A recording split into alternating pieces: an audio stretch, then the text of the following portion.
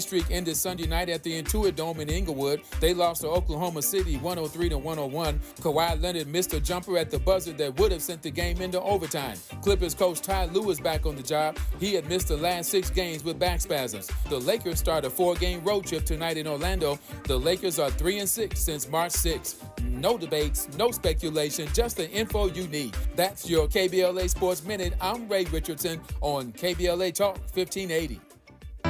Hey, this is Zoe Williams, the voice of reason, and for over 20 years, Parkside Economic Development Corporation has served Leimert Park and surrounding communities, empowering tomorrow's leaders and changing lives. Parkside EDC has awarded over $400,000 in college scholarships while sharing economic principles of the Big Five of money with students and their families. Parkside EDC partners with organizations like the Brotherhood Crusade to assure our youth have the financial acumen to succeed. Parkside EDC provides families and businesses with financial insights, offering free online, on-site, and on-air B-Warp presentations. The Black Wealth Attainment and Retention Programs helps our community acquire, sustain, and pass down legacy wealth. High school seniors can apply for this year's scholarship awards at parksideedc.org. Scholarships will be awarded at Parkside EDC's Gospel/Jazz Brunch on Sunday, April the 27th. For details, tickets, or donations, please visit parksideedc.org. This is a community call to action from KBLA Talk 1580.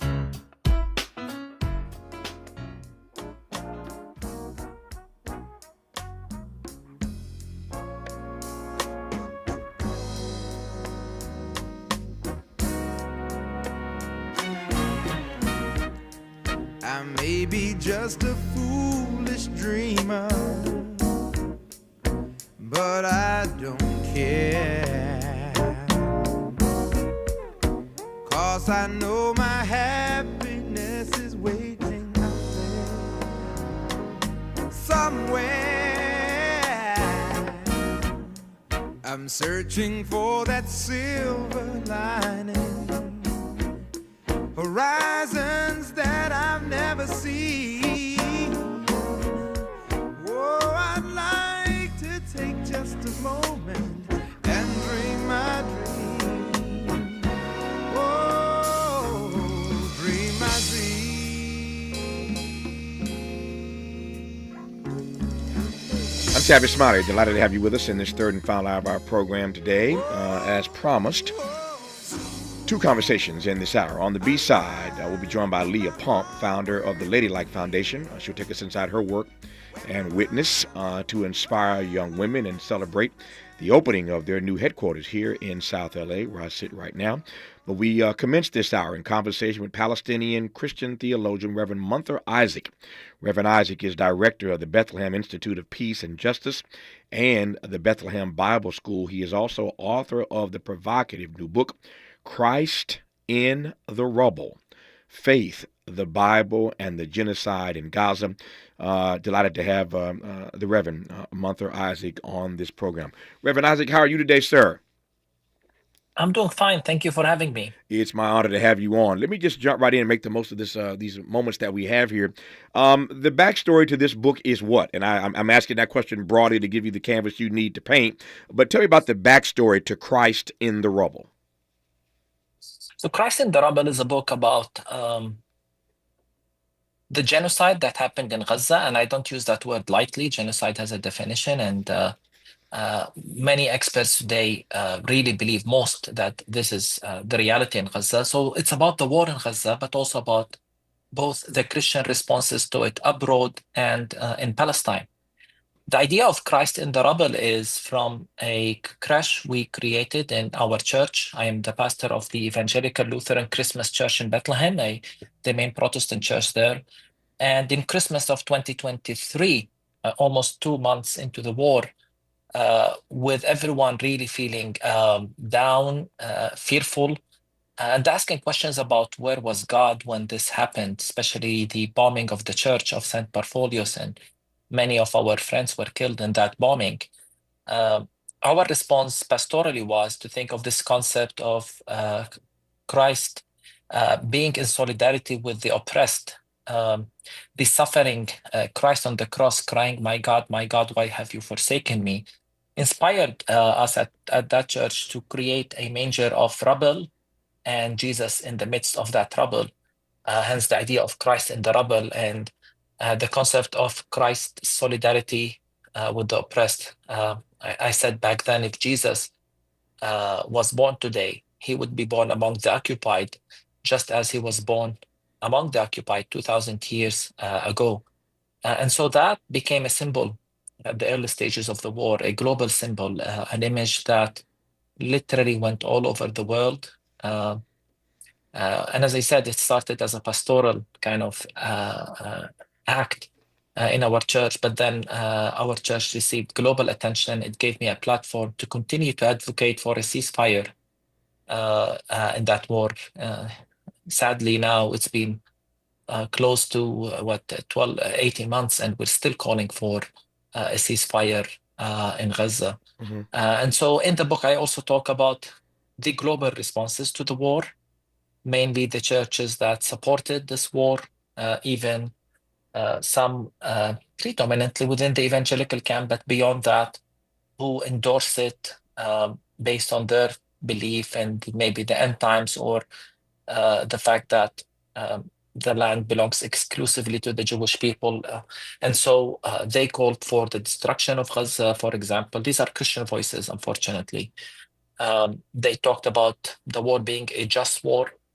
So I respond to these arguments and an input into how that was received on the Palestinian end, because here you have, and I can give many examples, whether it's pastors or politicians using the Bible to justify our annihilation, even calling in some instances for a nuclear attack on Gaza.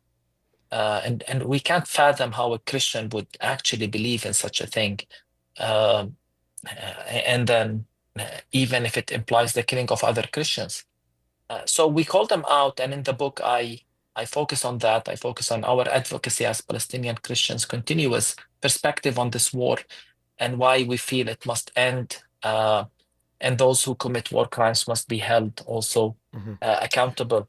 So that's the concept Sure.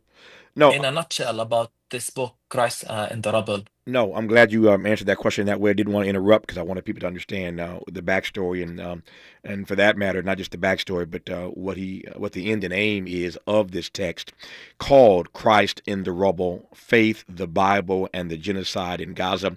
Much more ground to cover with the Reverend Munther Isaac, the author of this book, when we come forward on Tavis Smiley. Generous listening. Charitable listening. It's why everybody wants to talk to Tavis. The conversation continues when we come forward. Texting privacy policy and terms and conditions posted at textplan.us. Texting enrolls for recurring automated text marketing messages. Message and data rates may apply. Reply stopped, opt out. Individual results may vary. Consult a doctor prior to use. You've lost so much weight. How'd you do it? I got medical treatment for weight loss through Zelty and lost 50 pounds. I struggled for the longest time, but Zelty makes it easy and affordable to get weight loss treatment 100% online. Zelty providers can prescribe FDA-approved weight loss medications clinically shown to help people lose weight, like Wegovy, Zepbound, and others. I've heard those medications can help you lose weight, but aren't they expensive? Zelty can help get the medication covered by insurance, so it's as little as $0 a month. What if you don't have insurance? No problem. Zelty may be able to help you get other GLP-1 medications for 80 to 90% off the price of name brand medications. I'm ready to start losing weight. How do I get started with Zelty? Just text. Text SUNNY to 200-300 to get started today with Zelty and see if weight loss medications like Wegovy and Zepbound are right for you. Don't wait. Text now for a link to your exclusive offer. Text SUNNY to 200-300. That's SUNNY to 200-300. SUNNY to 200-300. Make a move into a home of your own. With City National Bank's Ladder Up Home Loan Grant, you could receive up to $20,000 that you never need to pay back. Use it toward your down payment, save on closing costs, or to buy down your mortgage rate. Find out more at cnb.com/ladderuphome. City National, here for every stage of the journey. Property must be in a qualifying market in California, New York, or New Jersey. Additional terms and conditions apply. Not all applicants will qualify. Terms are subject to change without notice. City National Bank is an equal housing lender. Member FDIC. NMLS number 536994. The revolution will not be televised. What's up? It is Killer Mike, also known as Michael Render, and I'm encouraging you to listen to more, not less of Truth Time with Dr. Cornel West and Senator Nina Turner on KBLA Talk 1580. Stories are power. The Black Land Lost Narrative Archive Project is an effort to collect, preserve, and amplify stories of Black land loss. It will form an invaluable resource for scholars, authors, historians, educators, storytellers, policymakers, and change agents who wrestle with issues of restitution, reparations, racial inequality in home ownership, and the racial wealth gap. Through documenting stories of Black land loss, the archive will help demonstrate the magnitude of what Black families have lost and will continue the national dialogue to encourage paths to restitution, rebuilding, and healing. Support the Black Land Lost Narrative Archive Project by visiting www.blacklandlost.org or by donating at www.blacklandlost.org/donate. Spread the word to inspire awareness, activism, leadership, and change. And join us in making a lasting impact. This is a community call to action from KBLA Talk 1580. We've got your black.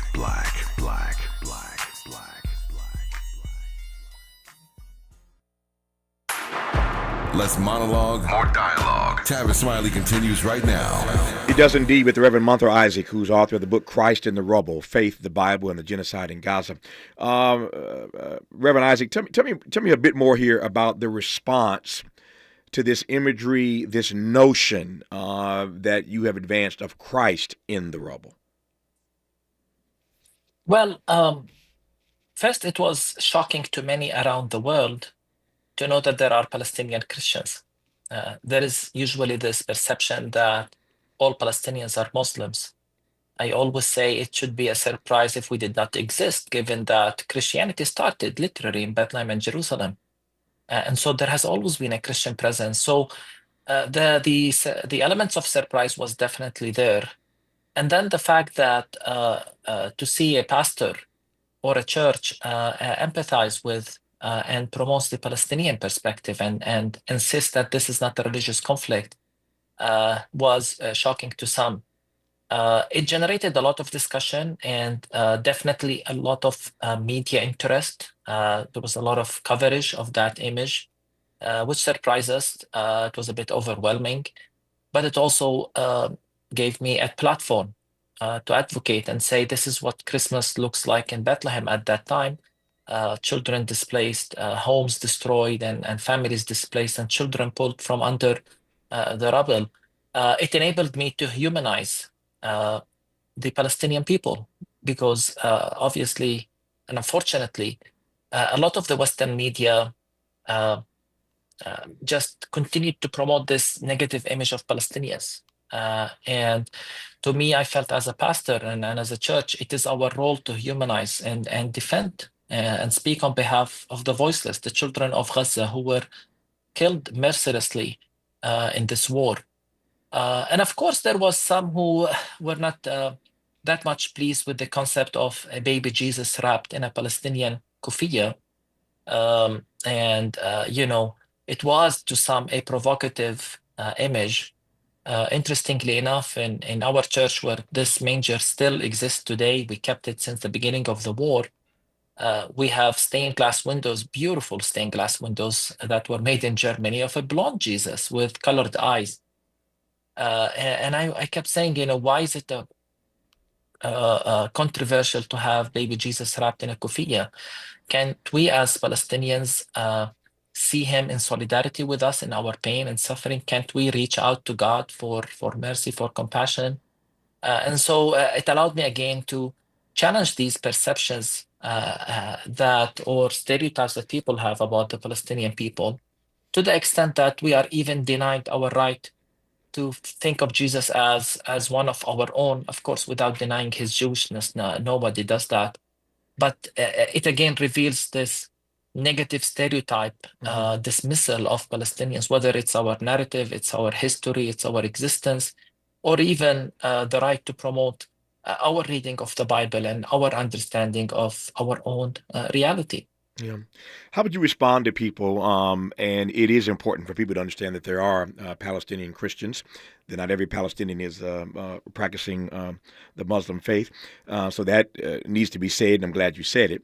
But how would you respond to Christians listening to this program in this country or around the world who, again, to your point about the Bible, know their Bible? And when we talk about the birth of baby Jesus, we know that he was wrapped in swaddling clothes. We all know that phrase. He was wrapped in swaddling clothes, but not in a keffiyeh. How would you respond to those who say swaddling clothes, whatever that means, but not a keffiyeh? I would say, it's very common for people from different backgrounds to think of Jesus as one of their own. Jesus is not exclusive to any people group. Actually, if you visit the Holy Land and go to the beautiful Church of the Annunciation in Nazareth, the big Catholic church at the heart of Nazareth, you'll see portraits of the Holy Family of the Virgin Mary as perceived by the different traditions. Everyone thinks of these figures from the Bible as, as they see them through their cultures. The concept of wrapping Jesus in a keffiyeh is to bring Jesus closer to the Palestinian experience and to say that in our pain and suffering as Palestinians, we can think of Jesus empathizing with us, in solidarity with us, close to us. We can reach out to him.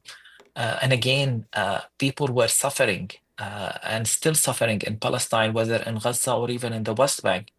And as a pastor, this is our role. This is our pastoral mandate to bring Jesus close to people, to bring God close to people so that they feel his comforting presence. And I find this interesting given that for years, the Bible has been actually weaponized by the Zionist camp to support Israel, to promote this idea that this is a Jewish land, God has gave it to the Jewish people as an eternal possession, and somehow we Palestinians have to accept this, imposing this on the political discourse. So the other side and their supporters, even from the Christian camp, can use the Bible to promote colonialism and even the displacement of Palestinians. But when Palestinians bring this image of Jesus in a keffiyeh as a sign of, God close to those who suffer, somehow we are resented. So I wish people, apply these standards in an equal way, at least, and see that it's the other side that has been weaponizing the Bible, politicizing the Bible to support a political ideology. If there are persons who agree with you listening right now, and I suspect there are many, who believe that Jesus has always shown up on the side of the oppressed, no question about that. In this particular long-going conflict, there are oppressed on both sides. How you respond to those who say if Jesus is on the side of the oppressed, he's on the side of those who Hamas murdered and raped, et cetera, on October 7th, and this thing goes on and on and on, as you well know. I always remind people you can't start on October 7th, so let me be clear. I am not naive. October 7th is not the starting date, no question about that. What I'm pressing toward is your response around this notion that Jesus always sides with the oppressed, but in this conflict, there are oppressed on both sides. So Jesus says what? So let me agree with you first that I fully believe that in the Bible, God takes sides and he sides with the oppressed. And I fully agree that there are people suffering on both sides, not necessarily in an equal way, but, people lost loved ones on both sides. And I would certainly repeat what I said. Jesus is not exclusive, or God is not exclusive to any people group. And as such, if images like this appear on the Israeli side, or this concept that God weeps with those who suffer, then certainly I think God is close to all those who suffer and are brokenhearted. What I would Tavis push back is this idea of there's oppression on both sides. Actually, one of the arguments I made in the book, and one of the big misconceptions, at least from our position as Palestinian Christians, is that there is a conflict in Palestine. I don't think, there is no conflict. What we're dealing with is a reality of colonialism, and certainly one of oppression, in which clearly there is, if you look at the facts on the ground, we have numerous reports, analysis by experts, by politicians, by pointing to the reality not just of colonialism but apartheid. There are no equal rights in Palestine. There are two sets of laws, one that apply on Palestinians, one that apply on Israeli Jews. The reality of oppression is so obvious in Palestine, to the extent that we're calling people to come analyze and then speak truth and take sides, because as you said, God sides with the oppressed. That doesn't mean that God is against anybody or against any. And certainly our call is never to eliminate any opponent or our opponent. Especially as a Palestinian Christian community, we've always believed that the land must be shared with full equal rights, a reality that does not exist today. And so when we say there is no conflict, there is a reality of oppression, colonialism, even apartheid, as attested by the numerous organizations and experts, what we're calling for is dismantling this unjust structure that promotes inequality, which is right now constitutional in Israel. It's part of their constitution, this idea of Jewish supremacy. So we're calling against that, to dismantle that, so that we can find a reality. And honestly, I believe that as long as we continue to promote it as a conflict, we are enabling the oppressors. And we're seeing this now on full scale, with a brutal war in Gaza that has left more than 50,000 Palestinians killed, including close to 17,000 children, 2 million displaced. And people still talk about conflict. It's not a conflict. This is a clear attempt to erase and displace 2 million Palestinians from Gaza and destroy all elements that make life possible in Gaza. This is the definition of ethnic cleansing. It's happening right now. And again, I hope your audience don't think I'm just throwing big words. These are all words that everyone has agreed on about what Israel is committing in the land. No, when your book came across my desk, and again, in case you've just tuned in, we're talking to the Reverend Munther Isaac. His book is entitled "Christ in the Rubble: Faith, the Bible, and the Genocide in Gaza." The cover of the book has generated all kinds of conversation around the world because it shows a picture of baby Jesus in the rubble, wrapped in a kofia, and that has generated great conversation.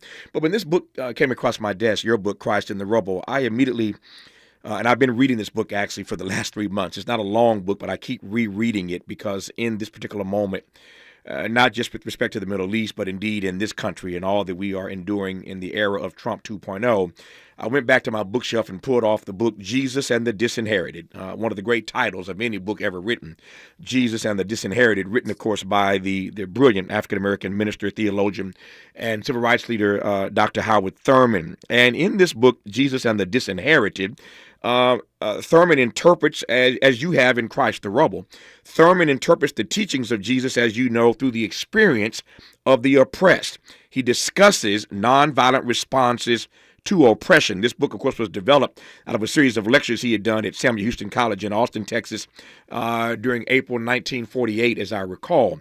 But again, Thurman, talks about Jesus and the disinherited, Jesus siding with the oppressed, and he discusses, again, nonviolent responses to oppression. I hear what you are saying in Christ in the Rubble, but the response from the Palestinian side has not been nonviolent. To that, you would say what? Yeah, and actually, for mentioning that work, I would also refer to James Caan's work, The Cross and the Lynching Tree. Oh, yes, The Cross and the Lynching Tree. Which, again, is a similar That's right. idea of bringing the experience of people who suffer with that on, with the suffering community. But your question, here's what I would say, is that the majority of Palestinians actually believe in nonviolence. It's Hamas that does not believe that believes in armed resistance. And in the case of Gaza in particular, and that's where, again, I write about it in the book, the people of Gaza themselves tried nonviolence.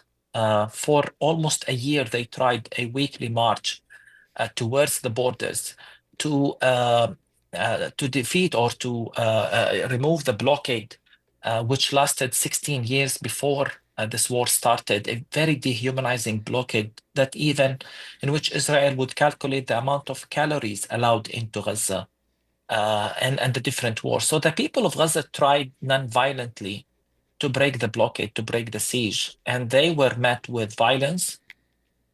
They were met with snipers who shot at their kneecaps. Hundreds were killed.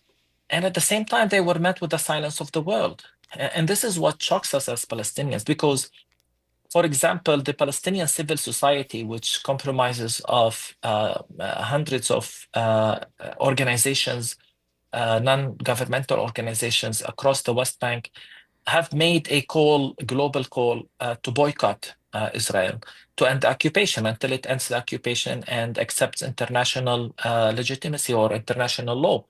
And even that was met with resentment. So there are laws fighting the boycott movement or academic boycott or divestment movement, the BDS as they call it. So when Palestinians tried nonviolent, we were resisted. When the people of Gaza tried the March of Return nonviolently, they were resisted. When the PA in the West Bank, which is clearly does not believe in armed resistance and believes in negotiations and the path of diplomacy, they have been completely dismissed and sidelined, even by most notably the Trump administration, the first one, to the extent that they are now rendered by many irrelevant because they believed in the diplomacy path and they were against armed resistance. So I would say that Palestinians tried all of the above and nothing failed, nothing worked, I mean.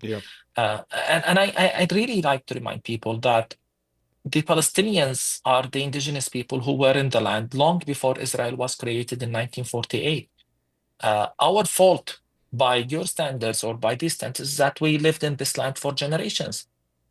Israel was literally established on the ruins of the towns and villages of our people. And so what do you expect? We expected a compromise that gave us 22% of the land. That didn't work.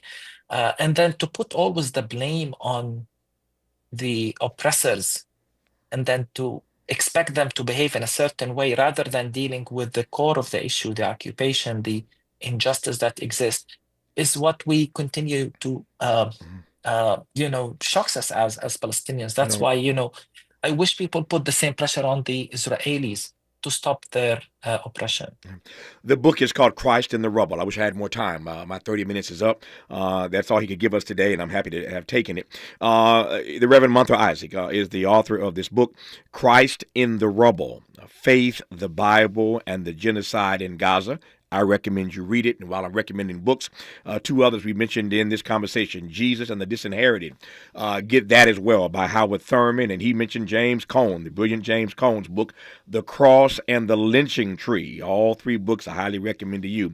Reverend Isaac, good to have you on this program, sir. Thank you for your time. All the best to you and your working witness.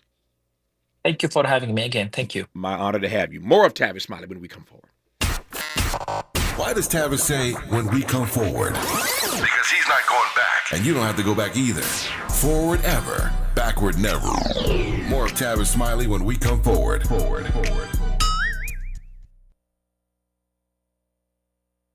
Robinhood Gold members can now enjoy the VIP treatment, receiving a 3% IRA match on annual retirement contributions. With Robinhood Gold, the perks of the high net worth are now available for any net worth. The new gold standard is here with Robinhood Gold. To receive a 3% boost on annual IRA contributions, sign up at Robinhood.com/gold. Investing involves risk. 3% match requires Robinhood Gold $5 a month for 1 year from first match. Must keep funds in IRA for 5 years. Go to Robinhood.com/boost. Robinhood Financial LLC member SIPC. Gold membership is offered by Robinhood Gold LLC. I'm Bree Wood with 4 Things You Should Know with BIN News. Dallas, Texas honored its first black police officer, William McDuff, over a century after his death. McDuff, who served in the late 1800s, was murdered weeks after taking office. The city recognized his contributions and the mystery of his story. Education Secretary Linda McMahon stated that federal funding for essential education programs will continue even as the Trump administration moves to shut down the Department of Education. Programs will be transferred to other agencies for efficiency. Tuberculosis cases in the U.S. are at their highest in over a dozen years, with over 10,000 cases reported last year, an 8% increase from 2023. And a federal judge dismissed a copyright lawsuit against Mariah Carey's All I Want for Christmas Is You, ruling that music experts couldn't prove enough similarity between her song and one by Louisiana songwriter Vince Vance. Get BIN News on demand 24/7 on the iHeartRadio app. The Crohn's and Colitis Foundation has been at the forefront of inflammatory bowel disease research and care for over 50 years. Learn more about research, education, and support at Crohn'sColitisFoundation.org. This is the KBLA Sports Minute with Ray Richardson. The UCLA women's basketball team is moving on to the Sweet 16 in the NCAA tournament. UCLA, the number 1 overall seed in the tournament, beat Richmond Sunday night 84-67. 30 points and 14 rebounds for Bruins center Lauren Betts. The Bruins will play Mississippi, the number 5 seed, Friday night in Spokane, Washington. Juju Watkins and USC, the number 1 seed in Regional 4, are back in action tonight. USC plays Mississippi at 7 p.m. at the Galen Center. You can catch the game live on ESPN. The Clippers' 5-game winning streak ended Sunday night at the Intuit Dome in Inglewood. They lost to Oklahoma City 103-101. Kawhi Leonard missed a jumper at the buzzer that would have sent the game into overtime. Clippers coach Ty Lue is back on the job. He had missed the last 6 games with back spasms. The Lakers start a 4-game road trip tonight in Orlando. The Lakers are 3-6 since March 6th. No debates, no speculation, just the info you need. That's your KBLA Sports Minute. I'm Ray Richardson on KBLA Talk 1580. A new day is on the horizon. Behind every great moment in history, there's a woman whose story went untold. This March on KBLA Talk 1580, we're bringing those hidden narratives to light. Hear extraordinary stories of women who transformed science, politics, arts, and community. Women you've never heard of, but should know. Celebrating Women's History Month on KBLA Talk 1580, where every story matters.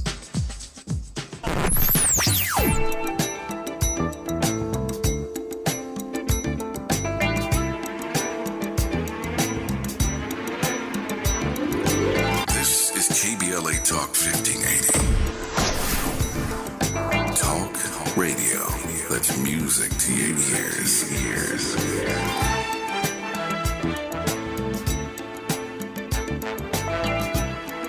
We're unapologetically progressive. KBLA Talk 1580. Right now, there are young people across the world facing a tough choice. Continue their dream of education or drop out to help their family put food on the table. You can help change their future in a single moment. See how far your support can go at unbound.org. Paid for by government.com. Did you know? The United States Mint has issued a new Morgan silver dollar coin in proof condition for the first time. Not only that, they are also minted in 99.9% pure silver for the first time ever in history. Coin experts are calling this an amazing opportunity for anyone that knows the enduring popularity of Morgans. But you must hurry. Only 400,000 of these legal tender silver dollars were issued. These first ever Morgan silver dollars are brand new with stunning mirror-like finish, minted by the iconic San Francisco Mint. Call now and you're guaranteed a new first ever 99.9% pure silver proof Morgan dollar. To learn more, call 1-800-973-9717. If you order now, you will receive a free coin collector bonus pack, a $25 value, free with every order. Call 1-800-973-9717 now to secure your new Morgan silver dollars before they are gone. That's 1-800-973-9717. At Exquisite Family Mortuary,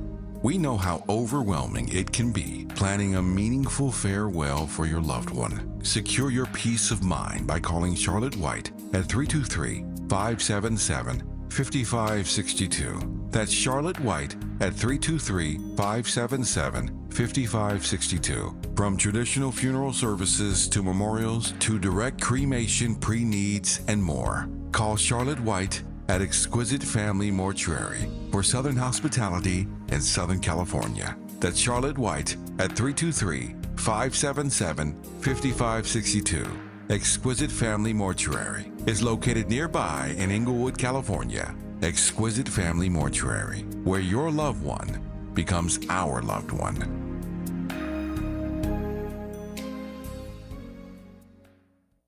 More honesty than you can handle. More empowerment than you can imagine. You're tuned in to Tavis Smiley.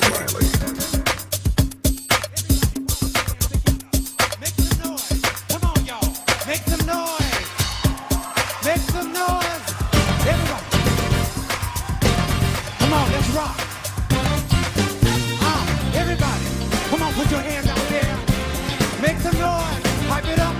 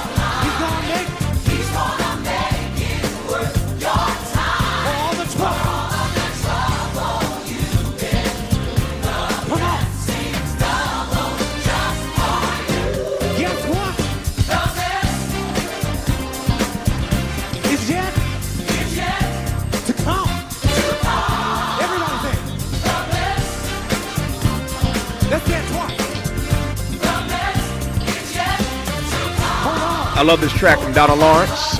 Every time we have a guest in the studio, y'all know how we do it. We let them pick a walk-on song, Let It Ride, Miles. Our guest is Leah Pump, founder of the Ladylike Foundation. She'll take us inside her work and witness to inspire young women and celebrate the opening of their new headquarters in South LA. But why did you choose this as your walk-on song? Because that's my slogan. Hold on. Get your mic on. Something's wrong here. Try it again. Go now. Because this is my slogan. It's my tagline. Yeah. It's on my voicemail. The best is yet to come. That is, I live by that. Yeah. Yes. The best is yet to come. How did this become your theme? I love that it is your theme, but how did it become your theme? I don't know. I think everyone needs something to look forward to. Mm-hmm. And so I feel like the best is yet to come is something to look forward to. Like, it's not over yet. This is not the end. Don't get down. Don't get depressed, because the best is yet to come. Let it ride, Miles. Let it ride for a second. We're gonna ride with it. Look at somebody and tell them, say, today is the first day of the best days of your life.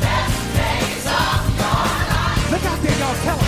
Say it again, say, today is the first day of the best days of your life. Guess what?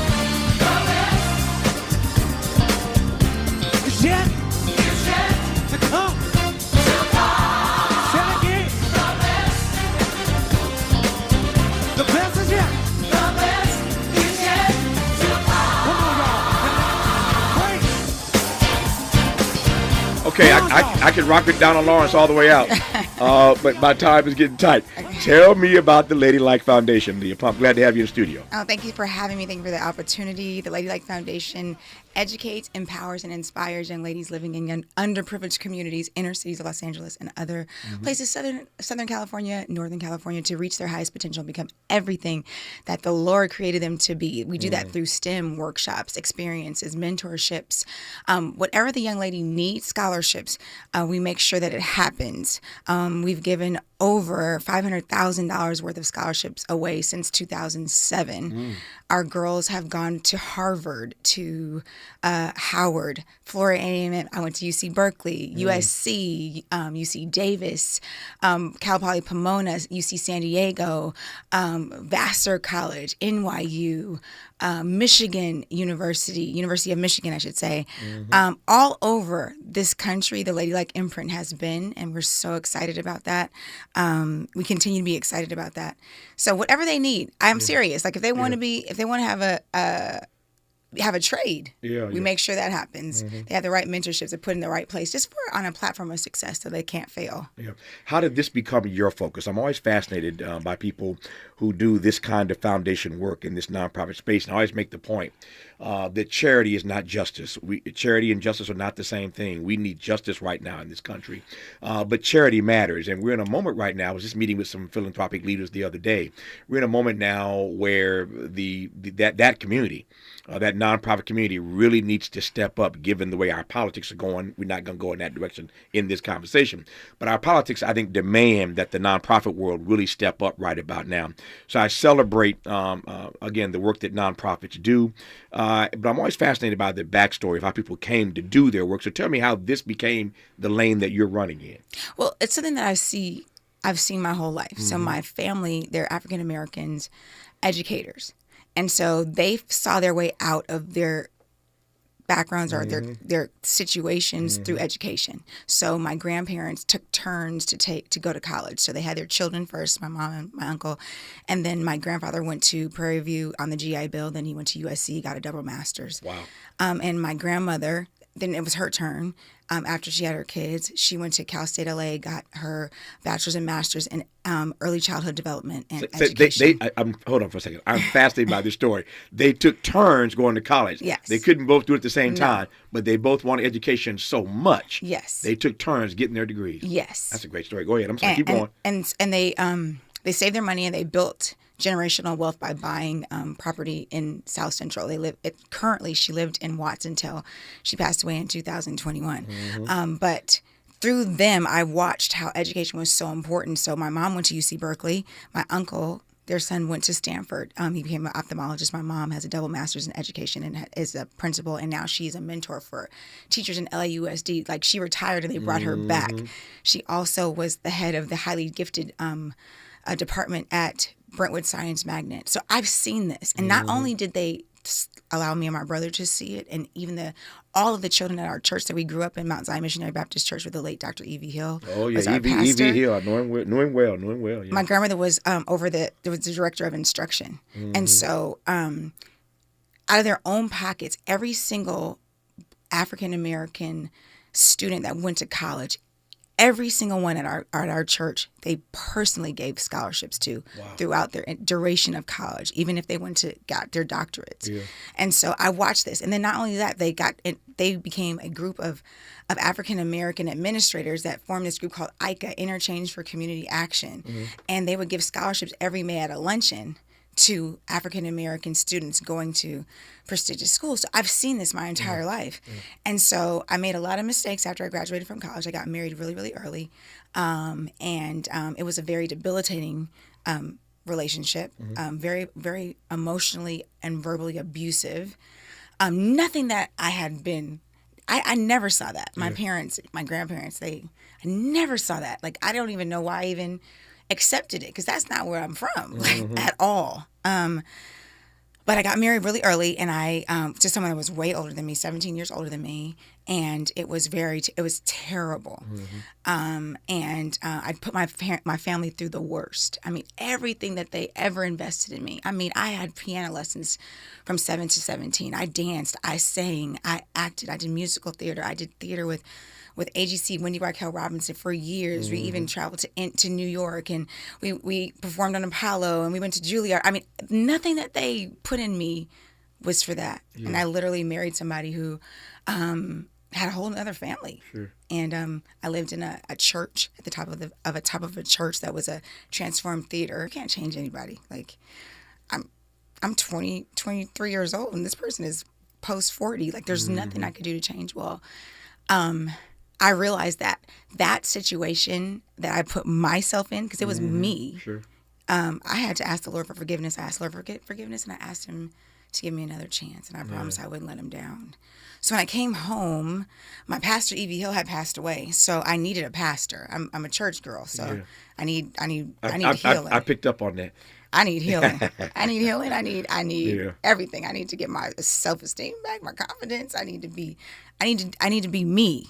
the one that I lost. And so I joined this church because I met him through my ex-husband, who was a pastor. I met him in Oakland. He did a citywide revival. His name is Dr. R.A. Williams. Shout out to Dr. R.A. Williams, McCoy Memorial Baptist Church. And he put me under his wing and hired me as his personal assistant. And through him, I grew.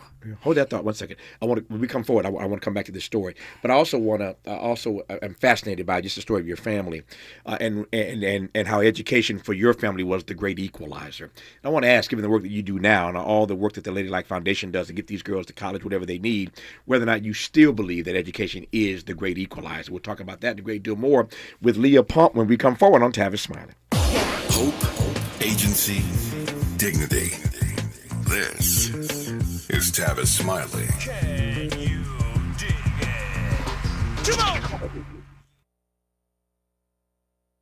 Texting privacy policy and terms and conditions posted at textplan.us. Texting enrolls for recurring automated text marketing messages. Message and data rates may apply. Reply stop, opt out. Individual results may vary. Consult a doctor prior to use. You've lost so much weight. How'd you do it? I got medical treatment for weight loss through Zelty and lost 50 pounds. I struggled for the longest time, but Zelty makes it easy and affordable to get weight loss treatment 100% online. Zelty providers can prescribe FDA-approved weight loss medications clinically shown to help people lose weight, like Wegovy, Zepbound, and others. I've heard those medications can help you lose weight, but aren't they expensive? Zelty can help get the medication covered by insurance, so it's as little as $0 a month. What if you don't have insurance? No problem. Zelty may be able to help you get other GLP-1 medications for 80 to 90% off the price of name brand medications. I'm ready to start losing weight. How do I get started with Zelty? Just text. Text SUNNY to 200-300 to get started today with Zelty and see if weight loss medications like Wegovy and Zepbound are right for you. Don't wait. Text now for a link to your exclusive offer. Text SUNNY to 200-300. That's SUNNY to 200-300. SUNNY to 200-300.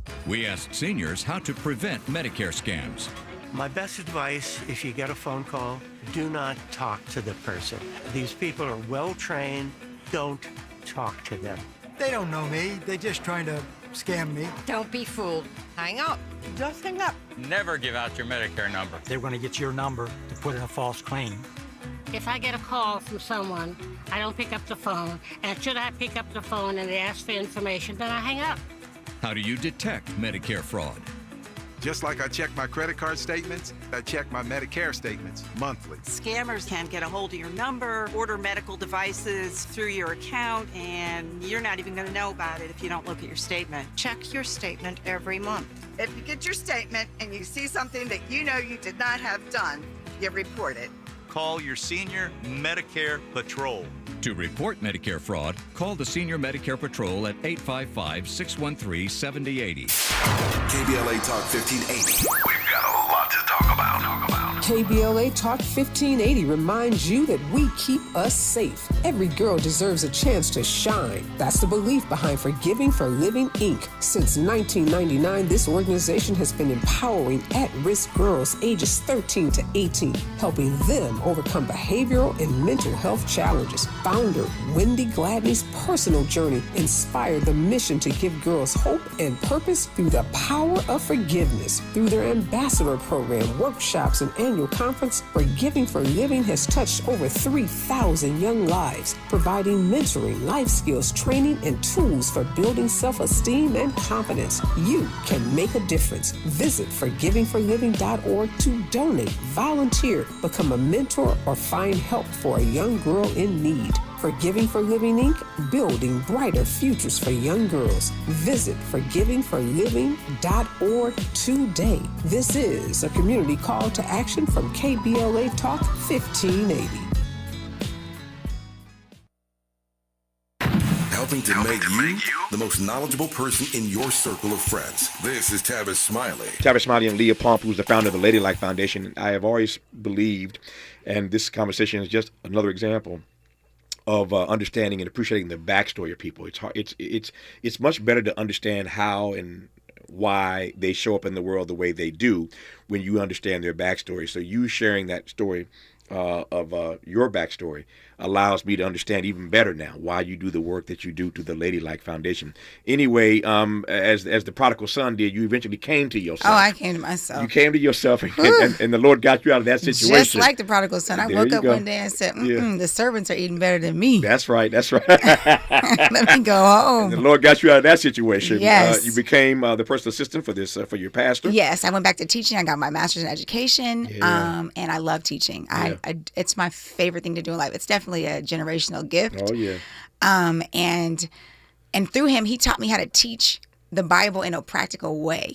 You know, knowing the original language, but yet breaking it down to kids. Mm-hmm. And so he gave me the task to teach the girls, and he called it the Ladylike class. Mm-hmm. And so every Tuesday, I would have like 50 girls Tuesday nights talking about the Bible. But what I would do is I would teach the Bible, but I would teach something practical. Sure. So I talk about Martha. Martha loves to cook, and I teach a cooking lesson. I talk about Dorcas. Dorcas likes to sew. I teach a sewing lesson. We danced. We sang. We did experiences. We went to Alvin Ailey. It was just stuff that I was just doing as a teacher because, you know, I'm used to taking kids on field trips. I'm used to teaching lessons. I'm used to making it bridge the gap, like making the physical with the practical and the lifestyle and all the things, right? So here I am with these kids, and the kids are I'm sorry. That's your phone, but it's okay. It happens. It's my you know what it is? She ran the studio and the phone was buzzing. It's my phone to pick up my kids, but I'm not picking them up today. So thank God. But hold on. Is somebody picking up the kids? Yes. Okay, just making sure now. Yes. I do not want to be. I do not want to be a party to you leaving your kids somewhere and anybody picking them up. Let me tell you something. I put an alarm on for everything. I put an alarm I ain't mad at to you. save my life. Okay. So I just want to make sure somebody's getting the kids. Okay, that's all he did. Yes. Continue. So I'm sorry about that. So one day we had this retreat where I was teaching the kids for 3 days, and they're like, I taught about love. So I was teaching about the Song of Solomon, and I'm you know, my dad was an actor, so I'm very, you know, I have all the theatrics. I'm saying I love you, and I can breathe you, and if I can just, you know, all the things. And the girls look at me like this. What you talking about? And so one girl just raised her hand. I was thinking, like, I'm not getting over. Like, you just have, as a teacher, you know you're getting over. She raised her hand. She's like, how you know about love? And I was like, no, I really know. No. How you know? How old are you, 25? You just a little older than me. You know about love. How you know? And I said, no, I really do. No. We want to know how you know. Hold that thought. Our remaining moments with Leah Pump when we come forward. You're listening to Tavis Smiley. What's your quarrel with the world? You're listening to Tavis Smiley. This is an ad by BetterHelp. Think about your mentors and idols, the people who inspire you the most. While it may look like they have all the answers, they don't. But they do know when to ask questions and seek the support they need. In a world that glorifies hyper-independence, it's easy to forget that we're all better with a support system. Therapy is a great way to find a consistent source of support in your life, so you can break free from the outdated belief that seeking help is a sign of weakness. BetterHelp has experienced therapists ready to help you with challenges ranging from anxiety and depression to relationships and stress. It's convenient, too. You can join a session with the click of a button, helping you fit therapy into your busy life. You can even send your therapist a message anytime something comes up. Build your support system with BetterHelp.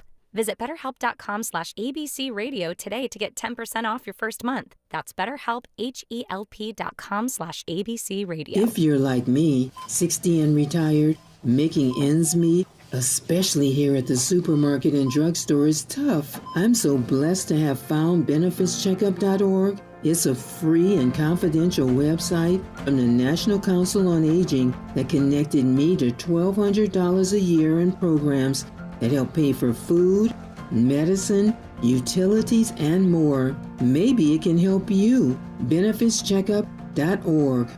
You know where you want to go in life, and City National Bank can help. City National knows the dedication it takes to build your vision for the future into a reality, and our team is here for you. We have a wide range of options to help, from personal savings accounts to interest-bearing money market savings accounts and more, all designed to help you get where you want to go. City National, here for every stage of the journey. Learn more at cnb.com. City National Bank is a subsidiary of Royal Bank of Canada, member FDIC. A new day is on the horizon.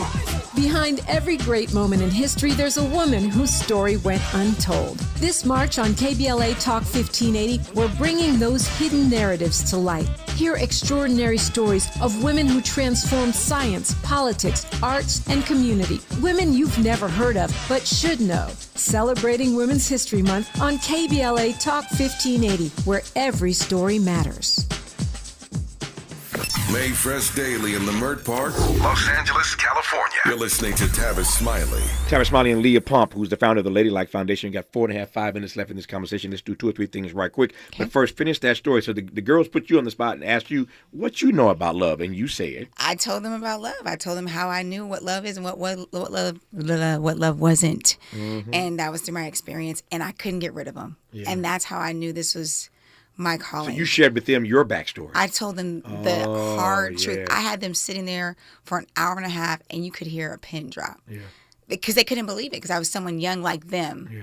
But every time I tell a story in detail, they could grasp something. It's like something hits them. And I didn't know that there's so many girls that were going through it at that moment. I say all the time that what comes from the heart reaches the heart. Absolutely. What comes from the heart reaches the heart. When you tell people your truth, yes. When you share with them your anecdotal stories about what you've had to endure, it resonates, right? Yes. And I also believe that courage is contagious. When they feel and see and tap into your courage, that courage is contagious. It does something for them as well. So I see now how you got on the path to starting the Ladylike Foundation. Yes. For those who may have tuned in late, we got a few minutes left. You tell me once again what the foundation is actually doing these days. And I want to hear about your new building. By the way, congratulations. Thank you so much. Leah has a building like literally right down the street, a brand new building from my studio. So welcome to the neighborhood. I know your girls are here, but now you're in the neighborhood. So tell me about the foundation and about this new building. Okay, so for 17 years, we've been like vagabonds going here, there, everywhere, renting yoga spaces, renting tea places, all these things. We go to UCLA for a whole STEM day in December, and we're still going to do that because we have to do that. We have to give that experience. But I needed a building, and it's been my desire since I started to have one place where we have dance, academic tutoring, SAT prep, college prep, mentoring, counseling, our Friday night girl talks once a month. I wanted one place.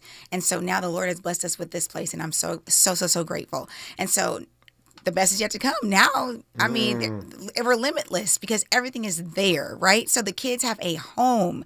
They have a beautiful place that they can look and say, this is ours. This is where we learn, but yet where we can be us and where we can feel empowered and supported. And I'm just so excited. You have no idea. Every time I think about it, I start crying because it's just a prayer answered, a dream come true. Yeah, I have some idea because the building you sit in right now, I had to go through that process. You buy an old building, you got to renovate it, you got to get it ready. So I know what that excitement and that drama is like, but also know your excitement because I can see it and I can hear it, and this audience can feel it. It is Women's History Month as we embark upon this last week, and we are continuing for the few days we have left in this month to highlight the stories of black women doing some pretty amazing things. And Leah Pump is doing some amazing work with the Ladylike Foundation. How can people read or learn more about the foundation? Is it an online website? Yes, online. It's www.theladylike.com, and we are on our socials. You can follow me at Leah_Ladylike, and we are on all the platforms, but mostly please visit us on the web. You can see videos on YouTube, etc., etc. Please support us. I love people who take their own stories, their own story of overcoming, and use it to empower others. And so I'm not surprised at all that when you told the story that day, it connected with every girl in that room, and here you are all these years later, advancing your work and your witness through the Ladylike Foundation. Once again, congrats on this brand new, beautiful building right down the street from the studio. So for those listening right now in LA or all around the country, you have to assign yourself. You have to assign yourself, whatever your story is. There's a reason why each of us doesn't just have a story, but is a story. Somebody can be benefited by that story. Leah, good to have you on. Congratulations. I'll see you soon in the neighborhood. Yes, thank you so much. Just like that, 3 hours gone. More of Tavis Smiley tomorrow. Until then, thanks for tuning in. And as always, keep the faith.